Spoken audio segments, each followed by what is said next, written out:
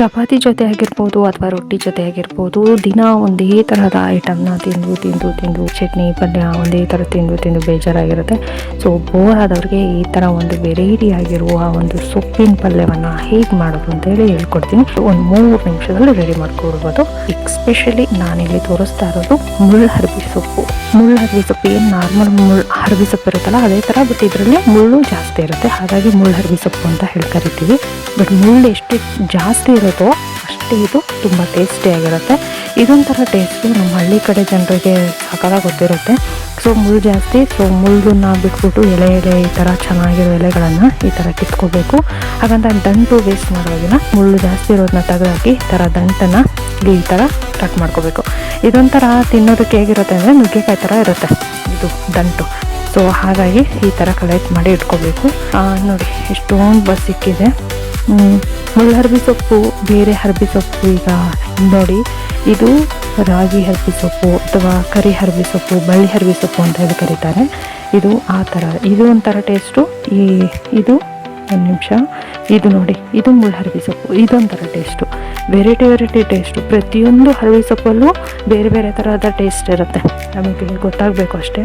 ರಾಗಿ ಹರಬಿ ಸೊಪ್ಪಲ್ಲಿ ಯಾವ ಥರದ್ದು ಮುಳ್ಳು ಇರೋದಿಲ್ಲ, ಇದರಲ್ಲಿರುತ್ತೆ.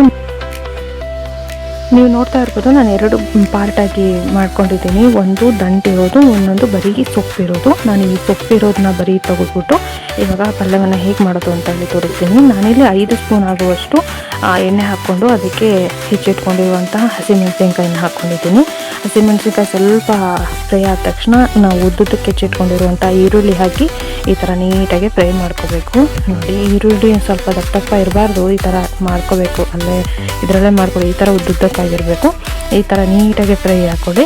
ಈರುಳ್ಳಿ ಸ್ವಲ್ಪ ಫ್ರೈ ಆದ ತಕ್ಷಣ ಈ ಥರ ನಾವು ತೊಳೆದಿಟ್ಕೊಂಡಿರುವಂಥ ಹರಬಿ ಸೊಪ್ಪನ್ನೆಲ್ಲ ಹಾಕಿ ನೀಟಾಗಿ ಮುಚ್ಚಿಟ್ಕೊಬಿಡಿ. 1 ನಿಮಿಷ ಆದ ತಕ್ಷಣ ಓಪನ್ ಮಾಡಿ ನೋಡಿದ್ರೆ ಈ ಥರ ಸ್ವಲ್ಪ ಒಳಗಡೆ ಹೋಗಿರುತ್ತೆ. ನೋಡಿದ್ರಲ್ಲ ಆವಾಗಲೇ ಎಷ್ಟೊಂದಿತ್ತು, ಈಗ ಎಷ್ಟು ಒಳಗಡೆ ಹೋಗಿದೆ ಅಂತ. ಸೊ ಆ ನಂತರ ಒಂದು ಸ್ವಲ್ಪ ಈ ಥರ ತಿರ್ಗ ಮಾಡಿ ಫ್ರೈ ಮಾಡಾದ್ಮೇಲೆ ಒಂದು ಸ್ವಲ್ಪ ರುಚಿಗೆ ತಕ್ಕಷ್ಟು ಉಪ್ಪು ಹಾಕಿ ಈ ಥರ ಫ್ರೈ ಮಾಡ್ಕೊಳ್ಳಿ. ತುಂಬ ಟೇಸ್ಟಿಯಾಗಿರುತ್ತೆ ಪಲ್ಯ. 1-2-3 ನಿಮಿಷದಲ್ಲಿ ಆಗಿಬಿಡುತ್ತೆ. ಆರಾಮಾಗಿ ರೊಟ್ಟಿ ಜೊತೆ, ಚಪಾತಿ ಜೊತೆ ಸೂಪರಾಗಿ ಅನಿಸುತ್ತೆ. ಒಂದ್ಸಲ ಮಾಡ್ಕೊಳ್ಳಿ. ಅದು ನೀಟಾಗಿ ಕಲಿಸ್ತಾ ಇರಲಿ. ಅಷ್ಟರಲ್ಲಿ ಯಾರ್ಯಾರು ಇನ್ನೂ ನಮ್ಮ ಚಾನಲ್ನ ಸಬ್ಸ್ಕ್ರೈಬ್ ಮಾಡಿದಾರೆ ಲೈಕ್ ಮಾಡಿ, ಸಬ್ಸ್ಕ್ರೈಬ್ ಮಾಡಿ, ಸಪೋರ್ಟ್ ಮಾಡಿ ಅಂತ ಕೇಳ್ತೀನಿ. ಆ ನಂತರ ಇದನ್ನು ಒಂದು 2 ನಿಮಿಷ ಮುಚ್ಚಿಟ್ಟು ಓಪನ್ ಮಾಡಿದ್ರೆ ಬಿಸಿ ಪಲ್ಯ ರೆಡಿ ಆಗುತ್ತೆ. ನೋಡೋದ್ರಲ್ಲ ಮುಳ್ಳು ಹರಬಿ ಸೊಪ್ಪಿನ ಪಲ್ಯ ಯಾವ ರೀತಿಯಾಗಿ ಮಾಡೋದು ಅಂತ ಹೇಳಿ. ಉಳಿದಿರೋದಂಟನ್ನು ನಾವು ನುಗ್ಗೆಕಾಯಿ ಸಾಂಬಾರೆಲ್ಲ ಮಾಡ್ತೀವಲ್ಲ ಆ ಥರ ಹೇಳಿ ಯೂಸ್ ಮಾಡಬಹುದು. ನೋಡಿ ಎಷ್ಟು ಚೆನ್ನಾಗಿ ಬಂದಿದೆ ಪಲ್ಯ ಅಂತ ನೀವು ನೋಡಿ ಮಾಡ್ಕೊಳ್ಳಿ. ತುಂಬ ಚೆನ್ನಾಗಿರುತ್ತೆ. ಇದಕ್ಕೆ ಬೆಳ್ಳುಳ್ಳಿ ಕೂಡ ಆ್ಯಡ್ ಮಾಡಬಹುದು. ಬೆಳ್ಳುಳ್ಳಿ ಹಾಕಿದರೆ ಅದೊಂಥರ ಟೇಸ್ಟು, ಇದೊಂಥರ ಟೇಸ್ಟ್ ಆಗಿರುತ್ತೆ. ನೋಡಿದ್ರಲ್ಲ, ಮತ್ತೆ ಮುಂದಿನ ವಿಡಿಯೋದೊಂದಿಗೆ ಭೇಟಿ ಆಗ್ತೀನಿ. Thank you.